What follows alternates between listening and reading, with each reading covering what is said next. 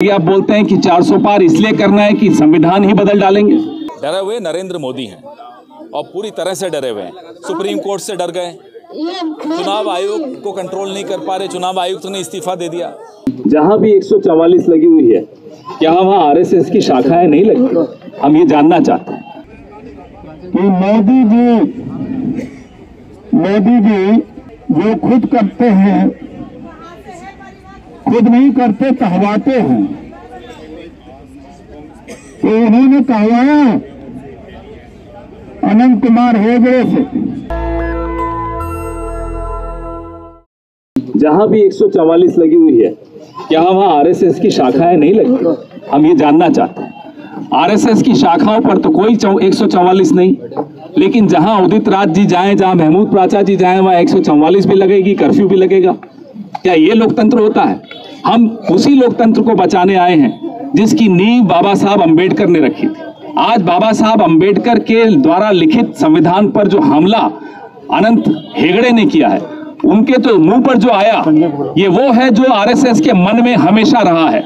RSS ने हमेशा बाबा साहब अंबेडकर के संविधान का विरोध किया है, उसके को कभी स्वीकार नहीं किया। मजबूरी में चुप रहे, लेकिन अब ज्यों-ज्यों इनकी सीटें बढ़ी, इनकी नीयत सामने आती जा रही है। और ये आप बोलते हैं कि 400 पार इसलिए करना है कि संविधान ही बदल डालेंगे।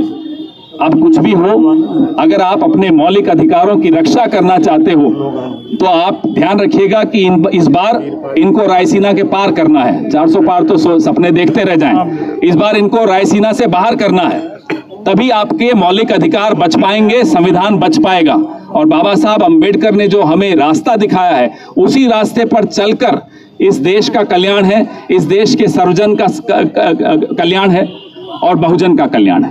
लोगों को ले रहा है, डरा हुआ तो वो है, हम कहां से डरे हुए? हम कहीं से डरे हुए लग रहे हैं? सुबह से शाम तक राहुल गांधी सड़क पर चल रहा है, वो डरे हुए लग रहे हैं? डरे हुए नरेंद्र मोदी हैं और पूरी तरह से डरे हुए हैं। सुप्रीम कोर्ट से डर गए, चुनाव आयोग को कंट्रोल नहीं कर पा रहे, चुनाव आयुक्त ने इस्तीफा दे दिया। हालत देखिए ना क्या हो रखी है।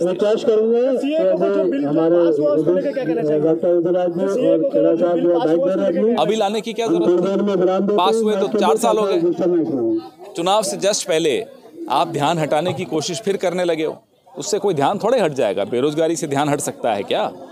महंगाई से ध्यान हट सकता है, महिला सुरक्षा से ध्यान हट सकता है, इलेक्टोरल बॉन्ड से ध्यान हट सकता है, किससे ध्यान हटाओगे?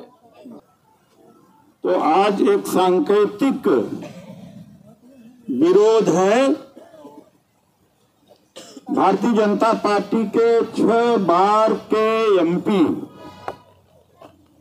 मिनिस्टर अनंत कुमार हेगड़े जी ने कहा कि 400 पार इसलिए चाहिए कि संविधान बदलना है। संविधान हमारी जान है। यहां राजा का राज नहीं चलेगा, जनता का राज चलेगा। इस समय राजा का राज चल रहा है, करीब करीब। मोदी जी की स्वयं की इच्छा ही इस देश का कानून हो गया है, लेकिन आज संविधान बदलना चाहते हैं, इसलिए 400 पार का नारा दे रहे हैं। तो हमने आज सांकेतिक विरोध किया है। हम बड़े पैमाने पर पूरे देश में विरोध करेंगे। जब से संविधान लागू हुआ तभी से देश एक है, एक वोट का अधिकार है, सबको बोलने का अधिकार है। लेकिन जिस दिन ये संविधान छिन जाएगा, तो चाहे पत्रकार भाई हो या कोई, आप भी नहीं लिख पाएंगे, आप भी नहीं बोल पाएंगे, आप भी अपने मर्जी से कुछ नहीं कर पाएंगे। तो यह सारे लोगों के लिए खतरा है, लोकतंत्र के लिए खतरा है। मोदी जी कहवाते हैं लोगों से, खुद नहीं कहते। तो कभी भागवत जी कह देंगे, कभी देवराय जी, अभी AK शाह जी बता रहे थे कि देवराय जी ने कहा था, अगस्त 23 में कि संविधान, नया संविधान बनना चाहिए, अनंत कुमार हेगड़े, और इसके पीछे का एक लंबा इतिहास है। 12 दिसंबर 2049 को हिंदू महासभा और आरएसएस ने संविधान को जलाया था, यही जंतर मंतर पर, और बाबा साहब डॉक्टर अंबेडकर का पुतला जलाया था। और संविधान के विरोध में जनसंघ का जन्म हुआ है। हिंदू कोड बिल जो महिलाओं को बराबरी का अधिकार देता है, उसके विरोध में जनसंघ का जन्म हुआ, और आज उसको बीजेपी के नाम से जाना जाता है। तो बहुत पहले से षड्यंत्र रहा है। कभी तिरंगा को बर्दाश्त नहीं किया। गोलवलकर जी कहते थे कि संविधान में है ही क्या है, ये संविधान तो दूसरे देशों को से लेकर के जोड़ा गया है। कि मोदी जी जो खुद करते हैं, खुद नहीं करते, कहवाते हैं। तो उन्होंने कहवाया अनंत कुमार हेगड़े से। अनंत कुमार हेगड़े 6 बार के एमपी हैं, मंत्री हैं, और अनंत कुमार हेगड़े ने क्या कहा? अरे भाई पीछे पीछे, हाँ भाई सब आगे आ जाओ। अनंत कुमार हेगड़े ने कहा कि 400 सीटें इसलिए चाहिए कि संविधान बदलना है, हम संविधान नहीं बदलने देंगे। अल्प समय में हमारे सैकड़ों साथी आए हैं। हम इस तरह से पूरे देश में प्रतिरोध प्रदर्शन करेंगे, और जो धर्मनिरपेक्ष ताकतें हैं देश में, और जो गरीब हैं, दलित, पिछड़े, ओबीसी हैं, वो संविधान को अपनी जान की कीमत पर रक्षा करेंगे और संविधान को बदलने नहीं देंगे। थोड़ी देर में हम अपनी अगली कार्रवाई की घोषणा करेंगे। जैसे कि हमारे राष्ट्रीय अध्यक्ष जी ने बताया है कि इनकी मंशा जो है वो 400 पार करने की क्या है, संविधान को बदलने की। जब से संविधान इस देश में 26 जनवरी 1950 से लागू हुआ, तब से ही इसका विरोध करते चले आए हैं।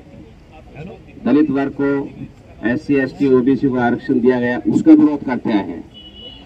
इनका जो उद्देश्य है सबको समानता का अधिकार देना नहीं है, बल्कि असमानता बनाए रखना है।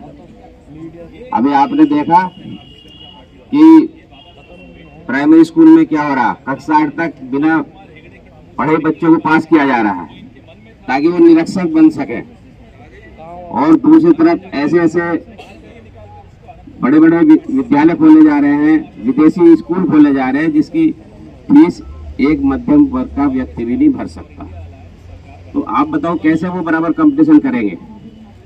तो खुद असमानता चाहते हैं। इनका उद्देश्य सबको समानता का अधिकार जो दिया है बाबा साहेब ने, मौलिक अधिकार है, महिलाओं को बराबर का अधिकार है, उसको समाप्त करना है। तो मनुस्मृति की विचारधारा वाले व्यक्ति है। मनु ने नारियों के लिए कितने, अगर आप मनुस्मृति पढ़ें तो आप उसे खुद जला देंगे कि इस मनुस्मृति एक काला कानून है। महिलाओं को पीटने का उसमें बात कही गई है, दलितों की जीभ काटने की उसमें बात कही गई है। बताओ ऐसा संविधान को कौन लागू, कौन इस्तेमाल करेगा उसको? और पूरे ग्लोबलाइजेशन हो रहा है, तो ग्लोबलाइजेशन में देखो जो जैसे पूरे जो विकसित कंट्री हैं वो कैसे अपने काले गोरे व्यक्ति को सबको समानता का अधिकार दे रहे हैं, उनको बराबर के राइट्स दे रहे हैं, तो यहाँ क्यों नहीं दिए जा रहे? यहाँ पे जो है नारे तो बहुत ऊंचे ऊंचे दिए जाते हैं, लेकिन उसके पीछे मंशा मनवाद की रहती है। मनवाद कोर्ट बनाने की विचार चल रही है कि भाई मनवादी कोर्ट स्थापित होंगे, वो फैसला करेंगे, जबकि भारतीय संविधान जो है विश्व का सबसे बड़ा और लिखित संविधान है, सबसे बड़ा लिखित संविधान है, जिसकी पूरे दुनिया में जो है इसकी प्रशंसा की जाती है। तो इसलिए साथियों, हमें इस बात को समझना चाहिए कि जो तानाशाही जो है सरकार है, उसको हम किसी कीमत पे आने नहीं देंगे और अपने संविधान की अपने जान लगा के भी उसकी रक्षा करेंगे। और वो बीड़ा हमारे राष्ट्रीय अध्यक्ष डॉक्टर उदित राज जी ने उठाया है।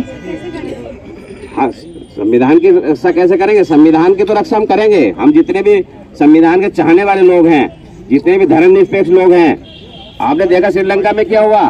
श्रीलंका में वहाँ के जन आंदोलन करने वाले व्यक्ति राष्ट्रपति के महल तक पहुंच गए और राष्ट्रपति को वहां से भागना पड़ा रात रात में। ये होता जन आंदोलन। तो ऐसे यहाँ पे भी होगा। आज सीएए लागू हुआ है।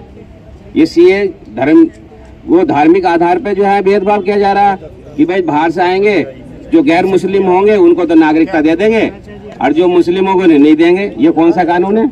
समानता का अधिकार क्या कहता है? भाई अगर दे रहे हो तो सबको बराबर नागरिकता दो, नहीं तो किसी को मत दो। ये क्या होता है कि धर्म के आधार पर भेदभाव कर रहे हो?